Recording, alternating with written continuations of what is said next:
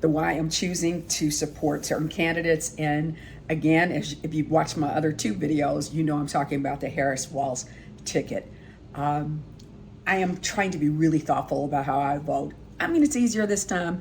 Anything that's not Trump is a good thing, but I still think people really need to understand what is happening inside of a ticket. What are they saying that they're going to do that's going to be helpful to you?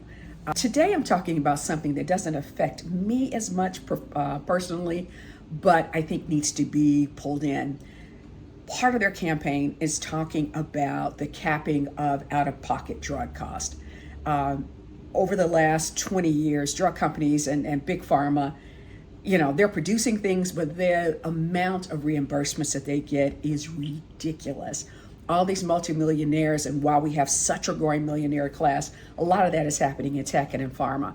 And so the ability to cap the cost on out-of-pocket expenses for working Americans, I think, is critical. It can be devastating to people to have to come up with thousands of dollars out of pocket to cover the cost of medications.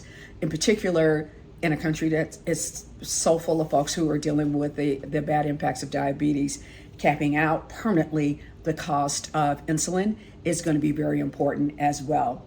I tell you what, when I used to own a lot of rental property, and I do credit checks on folks who were coming in. And most of the time what I would find was it would be medical debt. Women were coming in with uncovered child deliveries and a lot of stuff around medicine.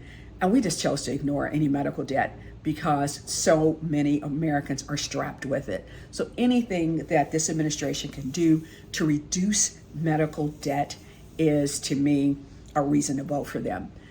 Second, let's talk a little bit about the safety net, including housing. So much conversation about the lack of affordable housing.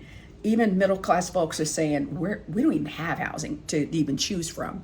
Some of the things that they are talking about is to reduce incentive for a lot of these developers who are sweeping into our communities, and they are buying up all of our single-family houses, and they're just holding on to and waiting on the prices to go up.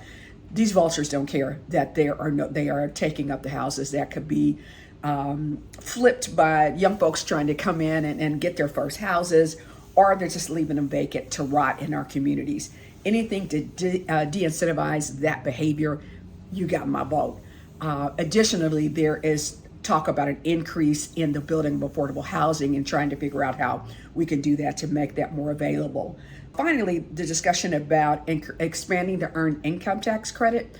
Those checks that come back can change lives. I mean, they may seem too small to some of you, but families getting $6,000 a year in earned income tax credit is extremely helpful. And so to see that expanded is awesome.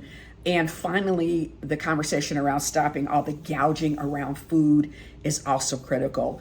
Everybody's like, the prices of food are going up. It's just crazy what's going on. It's not for any reason other than the pocketing of additional money to those who are selling the food. There is nothing so crisis bound in our economy right now that is driving up these costs other than greed. So that is my today's why. My vote for the Harris-Walz ticket.